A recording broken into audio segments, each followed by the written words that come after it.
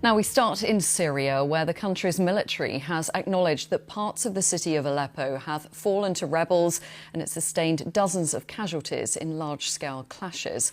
This was the centre of Aleppo in the early hours after Russian and Syrian warplanes bombed Islamist rebel positions there for the first time in 8 years in support of Syrian government forces.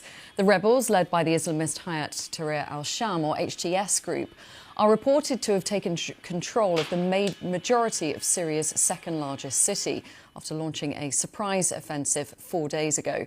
The Syrian military says it's withdrawing from parts of Aleppo to regroup ahead of the arrival of reinforcements.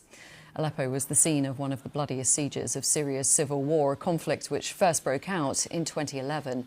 The city hasn't seen fighting on this scale since a truce was signed by Russia and Turkey nearly 5 years ago. Let's hear from one rebel fighter who made it into the heart of the city. After hard work and patience from the fighters, the city of Aleppo has been completely liberated, thank God. And by God's will, we will reach Homs and Damascus too. Our Middle East correspondent Lina Sinjab gave us more details about the Russian airstrikes.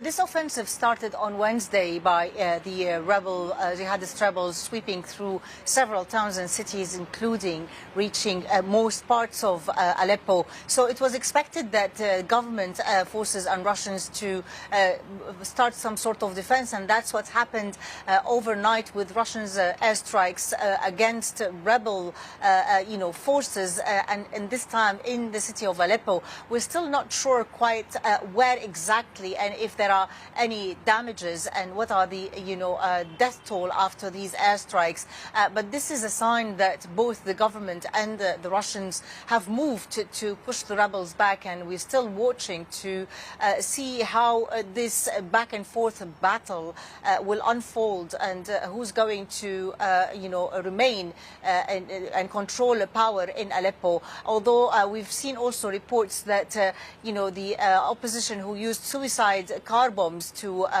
advance towards the city of Aleppo faced little resistance from government forces, and there were some words for the army to pull out, to have tactical withdrawal from different parts of the city as well. That was Lina Sinjab there. Well, let's get more on this from Ibrahim Hamidi, who's a Syrian journalist and co-founder of the Syrian Studies Centre in Scotland. It's happening now, I think, for several reasons, but let me focus on two.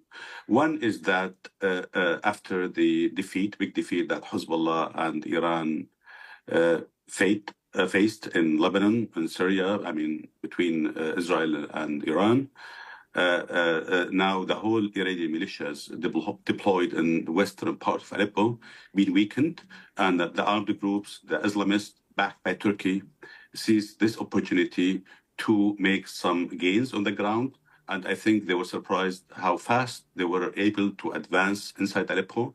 And now, as Lina Sinjab was saying, the second biggest city in Syria, the first time ever in the Syrian history, is out of the control of the central Damascus, based in the Syrian capital.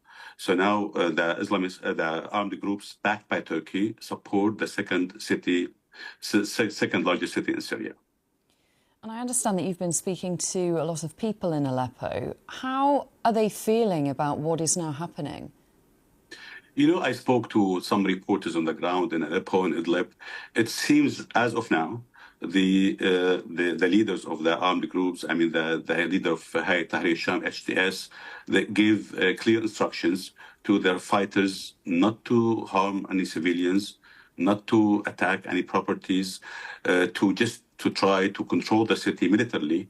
I think they are in a way inspired by Taliban experience in Afghanistan, so they are trying to copy that model. So they are trying to control the city, and they are trying to let the locals to control the city. But let's see what's going to happen next. Now, as Lina was saying, the Russians have started to do airstrikes on part of Aleppo, and the Syrian government as well to do some strikes in Aleppo. Let me make it clear. I think the whole offensive, the whole gains would have not been possible if Russia intervened at the beginning fastly. It seems that Russia, because the Russian army has moved and transferred the most advanced air warplanes to Ukraine, now they were not able to intervene straight away in the last 3-4 days. Now they just started to intervene just now, after 4 days after the armed groups were able to control the second largest city in Syria. I don't know if they can really be able to push them out,